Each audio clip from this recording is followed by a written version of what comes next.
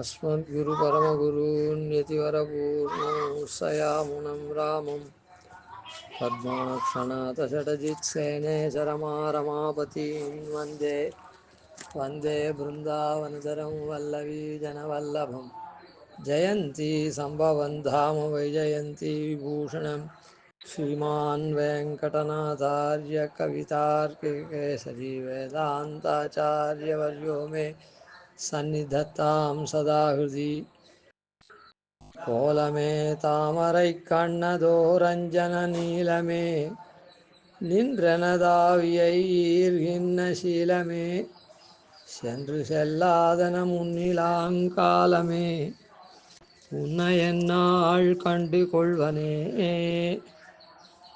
சூழ்பாசுரத்தில் கூவியும் காணப்பெறேன் உன கோலமே. அதாவது எம்பெருமான்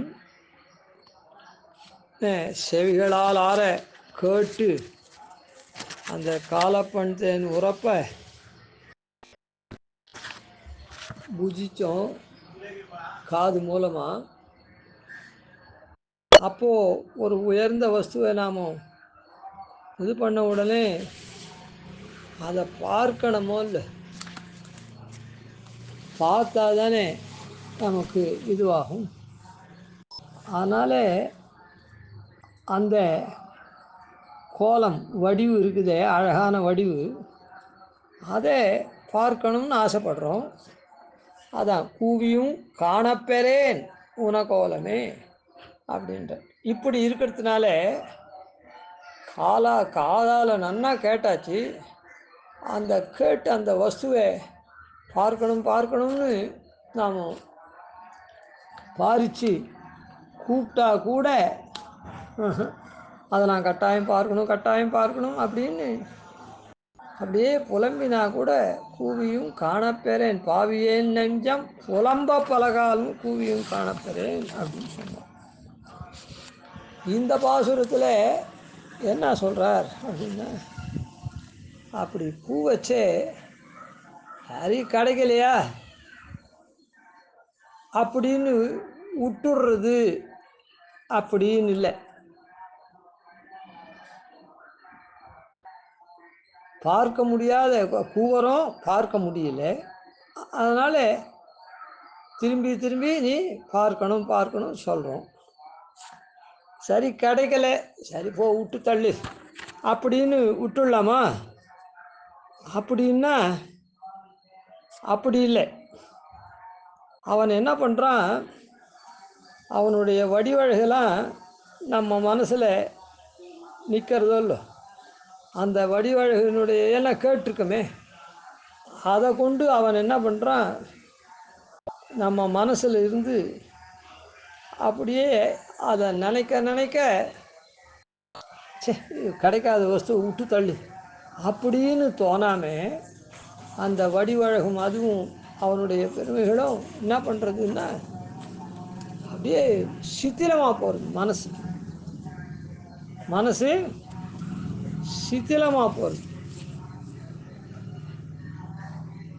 சாதாரணமாக கிடைக்காத வஸ்து சரி கிடைக்கல, என்ன இப்போது அது இல்லாட்டா போகிறது அப்படின்னு விட்டுடலாமா அப்படின்னா அது சாமானிய விஷயத்தில் அந்த மாதிரி பண்ண முடியும். இந்த வஸ்து தானே, இதோட 1000 வஸ்து இருக்குது, போ இதையே நினச்சிட்டு புலம்பின்னு இருப்பானே அப்படின்னு விட்டுடலாம். ஆனால் இவனுடைய போக்கியத்தையும் இவனுடைய இதுவும் இருக்குதே, அதனால் இவனை விடவே முடியாது. கிடைக்கல அப்படின்னு நாம் இருக்கச்சே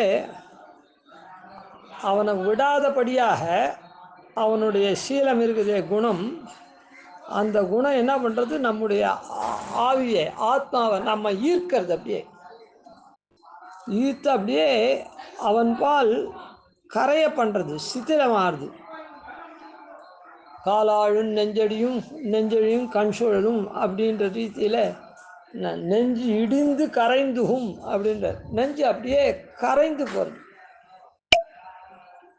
அதனால் கோலமே இந்த பாசுரத்தில் அனமாதிரி தன்மை உள்ளவனே அப்படி இருக்குச்சே உன்னை விடவும் முடியாது. என் நெஞ்சு என்ன பண்ணுறது, சித்திலமாக போகிறது.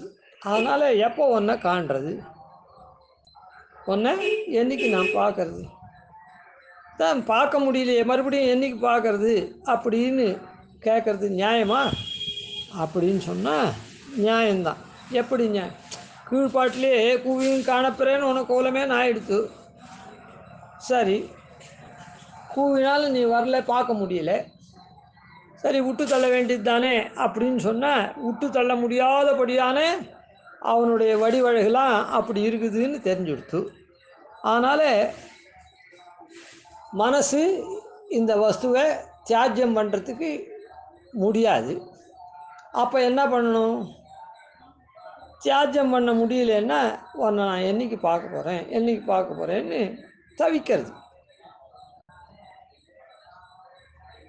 ஏன் என்றைக்கு பார்க்க போகிறேன் எப்படி தவிக்கணும்? அதான் கிடைக்கலையே, மறுபடியும் என்னத்துக்கு இந்த பாட்டில் சொல்லணும்னு அப்படி இல்லை. முக்காலத்துக்கும் அதிபதி பெருமாள் தான். அதனால் இப்போது நாம் சரணாகதி பண்ணிவிட்டோம், பகவத் விஷயத்தெல்லாம் கேட்குறோம், ஆனால் பெருமாள் நம்மால் பார்க்க முடியல.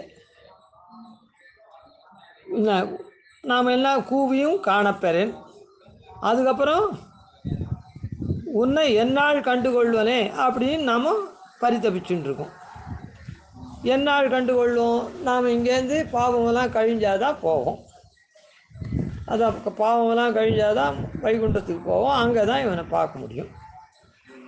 இங்கேயே பார்க்குறதுக்கு நம்மாழ்வார் போன்றவாளுக்கு இருக்கும், மற்றவாளுக்கெல்லாம் இருக்காது. அந்த தசை தான் இப்போ சொல்லப்படுறது.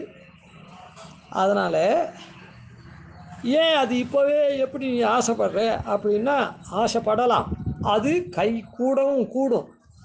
காரணம் என்னன்னா எல்லா காலங்களுக்கும் நீ தான் அதிபதி. சென்ற காலத்துக்கும் நீ தான், என்ன செல்ல போகிற காலம் இருக்குது, வரப்போகிற காலம் அதுவும் நீ தான், இப்போ முன்ன இருக்கிற வர்த்தமான காலம் நடந்துட்டு காலம் அதுவும் நீ தான், கண் முன்னே இருக்கிற காலமும் நீ தான். எல்லா காலமும் உன்னுடைய இட்ட வழக்கு தானே. சரி, இவன் இனிமேட்டு வைகுண்டத்துக்கு நாளைக்கு வரப்போகிறானே, அன்றைக்கி பார்க்கட்டும், நீ ஏன் இருக்க, இன்றைக்கே நாம் வைகுண்ட அனுபவத்தை முக்த அனுபூத்தியை இங்கேயே தந்துடுவோம் இவனுக்கு அப்படின்னு நீ சங்கல்பிக்கலாமே. உன்னுடைய இட்ட வழக்காக தானே காலமெல்லாம் இருக்குது அப்படின்னு கேட்குறேன். அதனால தான் சில பேருக்கெல்லாம், சில மகான்களுக்கெல்லாம் இங்கேயே அந்த அனுபவம்லாம் கிடைக்கிறது. சில பெரியவர்களுக்கு 3 காலத்துக்கும் பெருமாள் அதிபதியானதுனால நமக்கு வரப்போகிற காலத்தில் தான் அந்த மாதிரி தசை வரும். ஆனால் பிரபன்னன் ஆனதுனால வரப்போகிற காலம் அதில் அந்த தசை வருது, இங்கேயே கூட வரலாம். அதுக்கு பெருமாள் தான் பண்ணணும். இவனுடைய பாவத்தெல்லாம் இன்றைக்கே ஒழிச்சுட்டு உடனே இங்கேயே வந்து அதுக்கு தடங்களாக இருக்கிற பாவத்தை ஒழிச்சுட்டு அந்த மாதிரி சேவை சாய்க்கலாம். அதை தான் இந்த பாசுரத்தில் சொல்கிறார். உன்னை என்னாள் கண்டு கொள்வனே. பெருமாள் வந்து வெறுமோ கூவிண்டே இருக்கியா, அதுக்குன்னு ஒரு காலம் வராதா? அந்த வர காலத்தில் நீ சேவிக்க முடியும் அப்படின்னா அந்த வர காலம் வரையில் என்னத்துக்கு இங்கேயே சேவிக்கலாமே, ஏன்னா நீ தானே காலத்துக்கு அதிபதி அப்படின்னு கேட்குறாரு இதில். அதனால் என்னன்னா இன்னைக்கு கிடச்சிடுமோன்னு மனசு சித்திலமாகுது. அதுதான் சுவாமி தேசிகன் ஸ்மரது அரதி கரைஹி ஸ்மரதரதி கரைஹி அப்படின்னு திரவிட தாத்பரியத்தில் சாய்க்கிறார். அப்படின்னா என்ன அர்த்தம்னா, போன பாசுரத்தில் விஸ்லேஷ சமயத்தில் கூப்பிட்ட பண்ணக்கூடிய தன்மையாக இருக்குது. இப்போது அந்த ஆத்மா நினைக்க அந்த ஆத்மாவை சித்திலமாக போகிற மாதிரி பண்ணக்கூடியதாக இருக்குது அப்படின்னு இந்த இடத்துல சாய்க்கிறேன். நின்று எனதாவியை ஈர்க்கின்ற சீலமே. நின்று என்ன பண்ணுறான், இந்த ஆர்வம் ஆவின்னா இந்த இடத்துல ஆத்மா, அத்தை அப்படியே ஈர்க்கிறது. சரி, இது ஒன்றும் கிடைக்காத ஒருத்தர் விட்டுட்டு போவோம் அப்படின்னு இல்லை, இவனுடைய குணங்கள்லாம் அந்த மாதிரி ஈர்க்கிறது.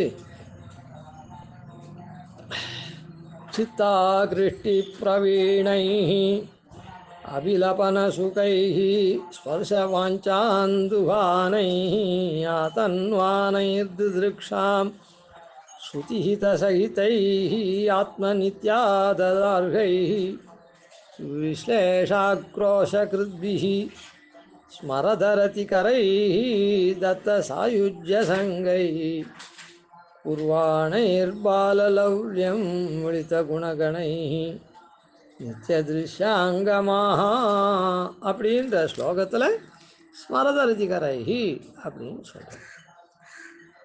அதான் எப்படி எதை நினச்சா அவனுடைய திருமேனி வடிவழகன் நினச்சா அப்படியே சித்திரமாக போகிறது. ஆழ்வார் தான் பாலாழி நீ கிடக்கும் பண்பை திருப்பார்கடலில் நீ படுத்துட்டுருக்கேடா சயனிச்சுட்டுருக்கியே அந்த பண்பை பற்றி யாம் கேட்டேயும். யாருன்னா உபன்யாசத்தில் சொன்னான்னா பெருமாள் இப்படிலாம் திருப்பார்கடலில் பட்டுருக்கான், பார்க்கடல் பையத்து என்ன பரமன் வெள்ளத்தில் ரவில் துயிலமர்ந்த வித்து இப்படின்லாம் சொன்னாள்னா யாம் கேட்டேயும் கேட்டால் போகிறோம். காலாழும் நெஞ்செழியும் கண் சுழலும், கால் அப்படியே ஆழ்ந்து போகிறது, நிற்க முடியல, நெஞ்சு இடிஞ்சு போகிறது, கண் அப்படியே சுழல்றது, அந்த மாதிரி அந்த அனுபவம் அப்படியே இந்த நெஞ்சை உருக்கிறது, சித்திலமாக போகும்படி பண்ணுறது அப்படின்னு. அது என்னது? கோலமே தாமரை கண்ணது ஓர் அஞ்சன நீலமே. கோலமே, கோலம்னா அழகு. இப்போ வீட்டெலாம் கூட கோலம் போடுறோம், என்ன பண்ணுறோம்? அந்த மாவுனால வீட்டை அழகுபடுத்துகிறோம், நல்லா தொடச்சி அதில் விதவிதமாக கோலங்கள்லாம் போடுறோம். அது ரொம்ப அழகாக இருக்குது, அதனால தான் அதுக்கு கோலம்னு பேர். வீட்டுக்கு ஒரு அழகை கொடுக்கறதுனால அதுக்கு கோலம்னு பேர். எந்த ஒரு விசேஷ இடமா இருந்தாலும் அங்கே ஏன் கோலம் போடுறான்னா அதனால் ஒரு அழகு வருது, ஏற்படுறது அந்த இடத்துக்கு. முதல்ல ஒரு நல்ல காரியம் நாம் பண்ணுறோம் அப்படின்னு சொன்னால் அந்த இடமெல்லாம் அழகாக இருக்கணும், என்ன கவர்ச்சிகரமாக இருக்கணும். அதனால தான் கோலமெல்லாம் போடுறோம். அதான் கோலம்னா அழகு. இந்த இடத்துல பெருமாள் அழகாக இருக்கான்னு இல்லை, அழகு அவனிடத்துல குடிக்கொண்டிருக்குதுன்னு இல்லை, அவன் அழகன் அப்படின்னு அவன் அழகாக இருக்கான்னு இல்லை, அழகே அவனிடத்துல குடிக்கொண்டிருக்காம இருக்குது அப்படின்னு இல்லை, அழகே வடிவு கொண்டிருக்குது. அது என்னது? அழகே வடிவு கொண்டிருக்குது. இப்போ இதுக்கு ஒரு உதாரணம் சொல்லணும்னா இந்த இடத்துல பாலை சொல்ல முடியாது, இல்லை மோரையும் சொல்ல முடியாது, இருக்கட்டும். இப்போது தயிரை சொல்லலாம், என்ன தயிரை சொல்லலாம். இப்போது தயிரே தான் வச்சுப்போமே. இப்போது லஸ்ஸின்னு ஒன்று இருக்குது அப்படின்னு சொல்கிறாலும் இல்லை, தயிரில் நல்லா சர்க்கரையை போட்டு அதை சாப்பிட்றது. தயிரில் சர்க்கரை போடுறதுன்னா 2 பிடி சர்க்கரை போடுற தயிருக்கு அதே உப்பு போட்டு சாப்பிட்ணுன்னா ஒரு சிட்டிகை போட்டால் போதும். சர்க்கரையை போடுற மாதிரி எடுத்து உப்பு பை மிஸ்டேக்காக மறந்து போய் போட்டாள்னா அது என்னவா இருக்கும்? உப்பு அதிகமாக இருக்காது, உப்பாகவே இருக்கும்.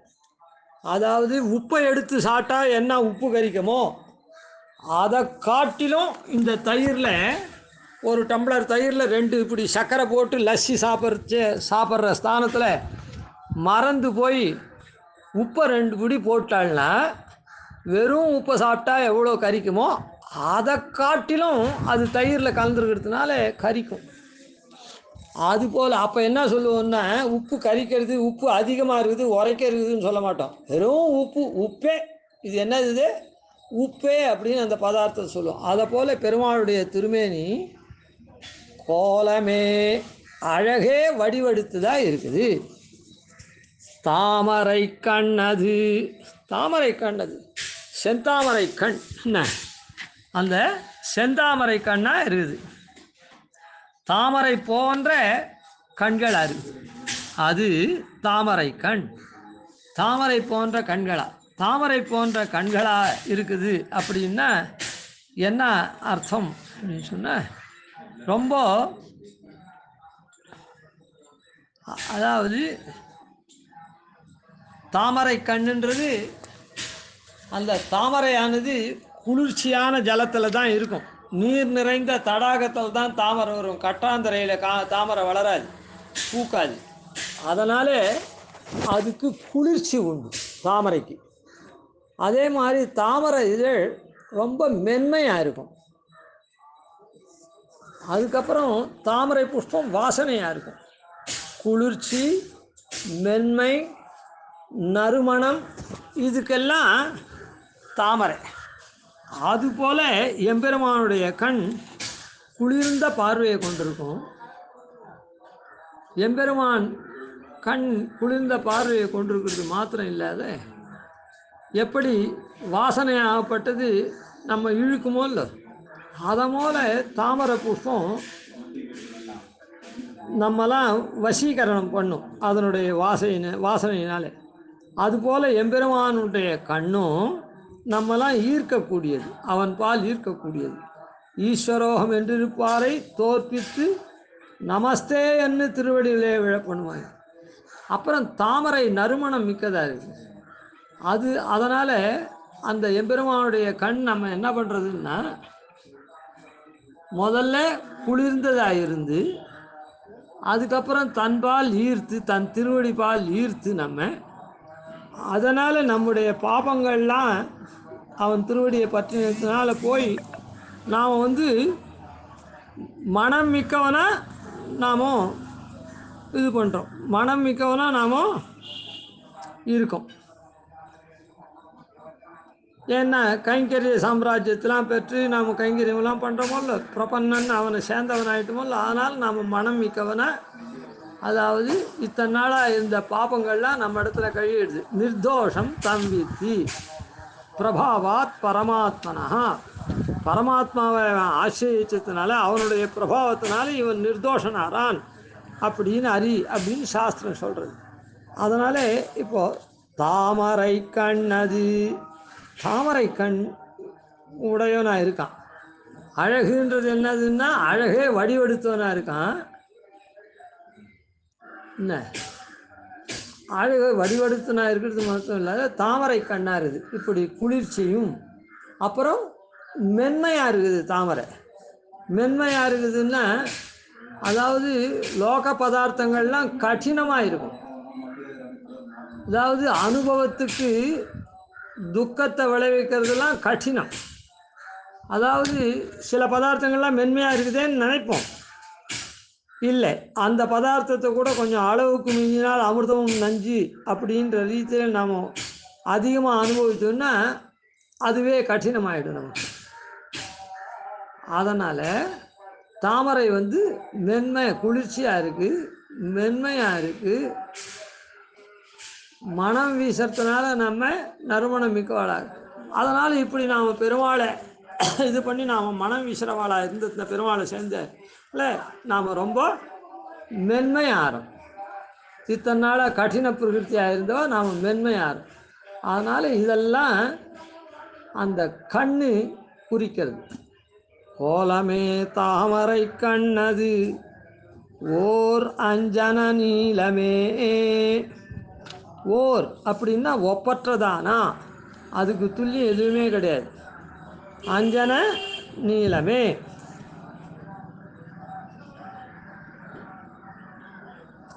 அதாவது கண்ணு சிகப்பாக இருக்கிறதுக்கு பரபாகம்னா கான்ட்ராஸ்டாக இல்லை, அது நீளமாக இருக்குது. அதாவது கண்ணு கருப்பாக இருக்குது.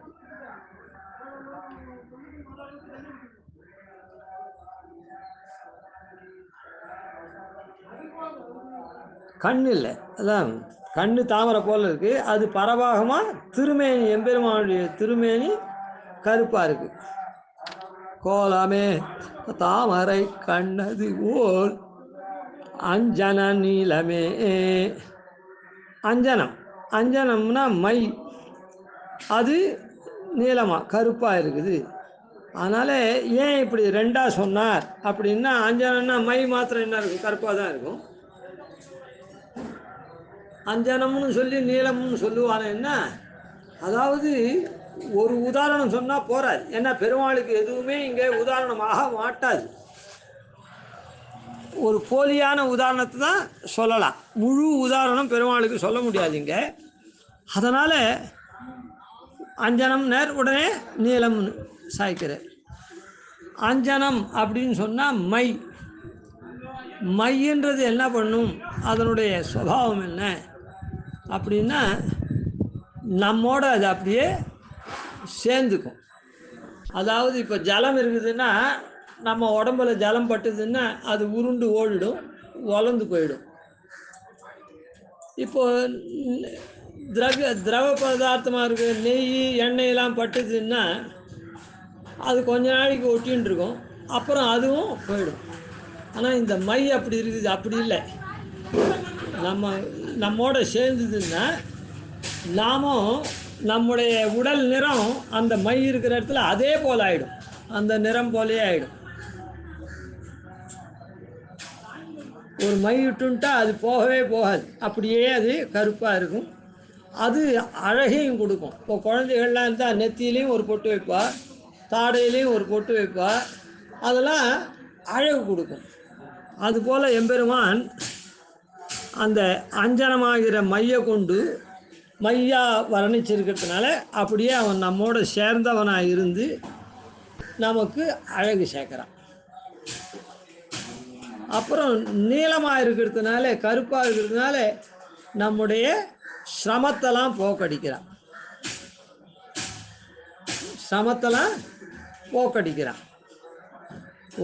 அதனால் தாமரை கண்ணதோர் அஞ்சன நீலமே நின்று எனதாவியை ஈர்கின்ற சீலமே. அப்போது அதான் இந்த மாதிரி தாமரை கண்ணுனால் நம்ம வசீகரம் பண்ணி அந்த மாதிரி அவன் பக்கத்துலேயும் இருக்கான். அதுக்கப்புறம் அஞ்சனமாக மையாக இருந்து அவன் ஒட்டின்ட்டு நம்ம இடத்துலையே நிற்கிறான். அதனால் என்னென்னா நின்று அவன் நம்ம இடத்துல ஸ்திரமாக நின்று நம்ம ஹிருதயத்தில் எனதாவியை ஆத்மாவே ஈர்க்கின்ற சீலமே அந்த மாதிரியான சுபாவத்தை உடையவனாக இருக்கான். சரி, அதனால் இப்படி இருக்கிறதுனால உன்னுடைய கோலத்தை நான் பார்க்க வேண்டியது தானே. ஆனால் பார்க்க முடியலையே, உன்னை என்னால் கண்டுகொள்ளுன்னு. அது இல்லை, அப்படி இருந்துட்டா கூட உனக்கு இந்த தேகாவசானத்தில் மோட்சம் கேட்டுக்க அந்த நாள் தான் அப்படின்னு சொல்கிறேன். சரி, தேகாவசானத்தில் மோட்சம் கேட்டது வாஸ்தவம் தான். இருக்கிற வரையில் நான் உன்னை பார்க்கக்கூடாதா, இங்கே அனுபவிக்கக்கூடாதா? இல்லை, முடியாது. ஏன் முடியாது? அதுக்கு ஒரு காலம் உண்டு. நீ தேகாவசானம் கேட்டிருக்க, அதுவரை அப்படி இல்லை. சென்று சென்னாகிலும் சீலமே சென்று செல்லாதன முன்னிலாங்காலமே. நீ எப்படிப்பட்டவன்? சென்று செல்லாதன முன்னிலாம் காலமே அப்படின்னு. சென்று அப்படின்னா கடந்த காலம், சென்ற காலத்துக்கும் நீ சொன்னபடி தான் இட்ட வழக்காக தான் சென்ற காலம் இல்லாமல் போச்சு.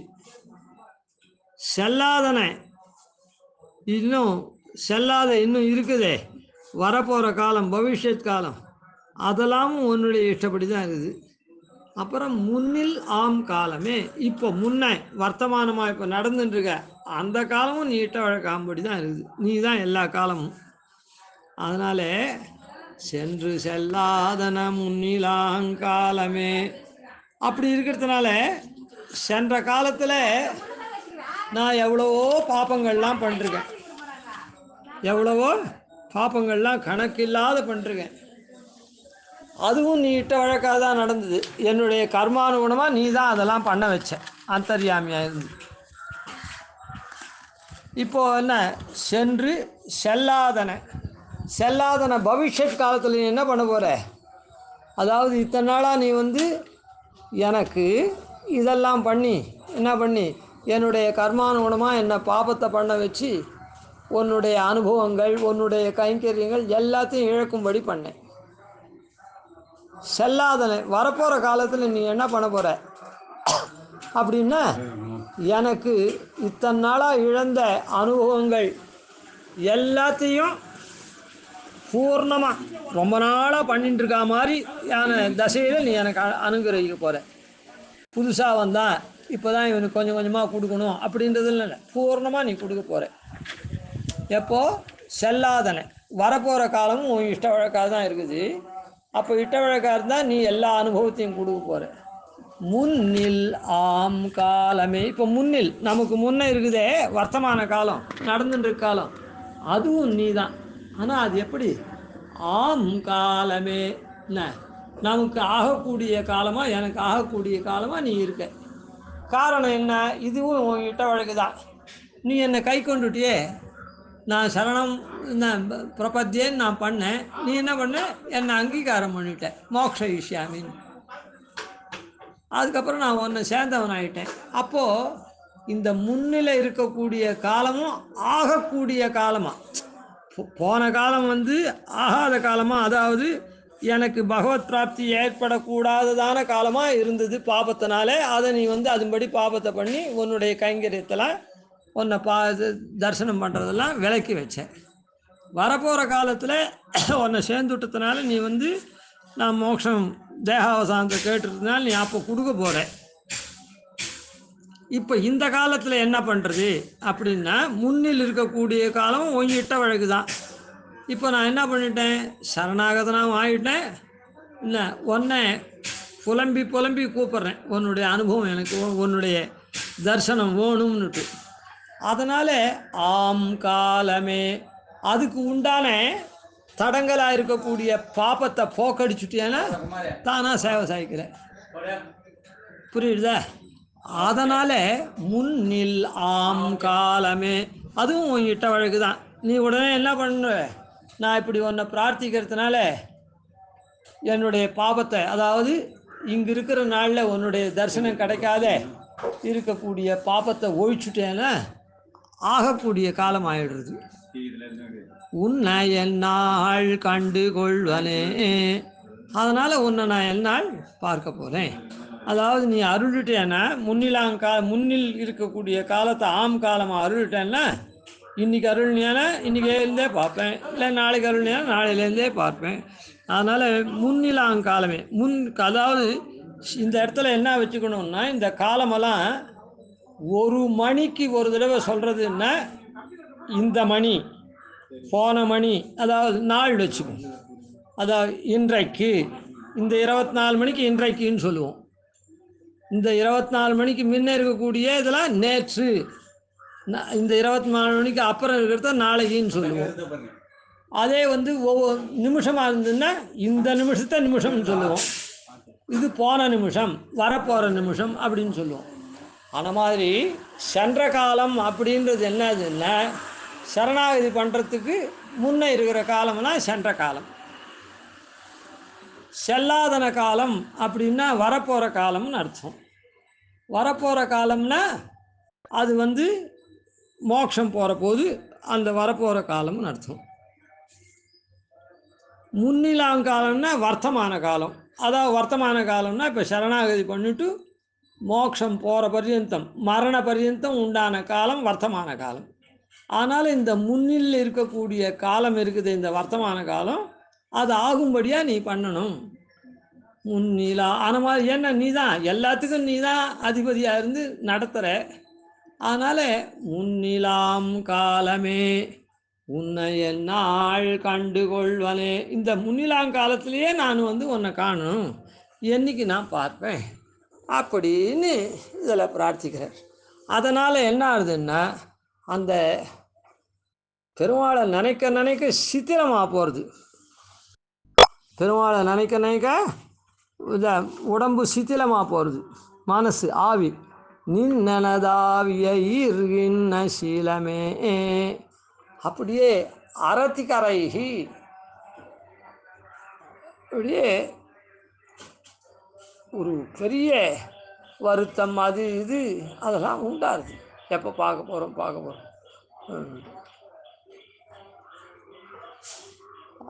இந்த பாசுரத்தில் அப்போது இருக்கிற நாள்லேயே இந்த அனுபவத்தை நீ கொடுக்கணும். ஏன்னா காலமெல்லாம் உன்னுடைய அதீனத்தில் இருக்கிறதுனால, நான் போன காலத்தில் இருந்தவன் மாதிரி சரணாகதி பண்ணாதவன் அல்ல, நான் சரணாகதி பண்ணிவிட்டனால வரப்போகிற காலத்தில் நீ எனக்கு பகவத் அனுபவத்தை அள்ளி கொடுக்க போகிற வைகுண்ட லோகத்தில். இப்போ முன்னில் வர்த்தமான காலம் இருக்குதே, இதில் வந்து நீ எனக்கு அருள் புரிய வேணும். இல்லைன்னா உன்னுடைய கல்யாண குணங்களை கேட்டு கேட்டு கேட்டு கேட்டு உன்னை பார்க்கலன்னா என் மனசு அது அப்படியே சிதிலமாக போகிறது அப்படின்னு இதில் சாய்க்கிறார். அதனால் உத்தர காலத்தில் நாம் என்ன பண்ணணும்னா, உன்னை நான் பார்க்கும்படியாக நீ எனக்கு அருள் பண்ண வேணும் அப்படின்னு இதில் பிரார்த்திக்கிறேன். கவிதார்க்கே சிம்ஹாய கல்யாண குணசாலினே ஸ்ரீமதே வெங்கடேஷாய வேதாந்த குரவே நமஹ. வாதித்விபுரோபங்க பஞ்சான பராக்கிரமா ஸ்ரீமான் வெங்கடநாதார்ய சிரம் விஜயதாம்புவி ஸ்ரீராமான் சித்தாந்த நிர்தான துரந்தராதிகுண்டோபாக்கியதீந்திரோ ஜெயதாத்புவி ஸ்ரீரங்கபூர்வசடித்யதீசான பதாஸ்ரீம் ஸ்ரீவத்சம்சலகம் வந்தே ஸ்ரீகிருஷ்ணதேசிகம். என்ன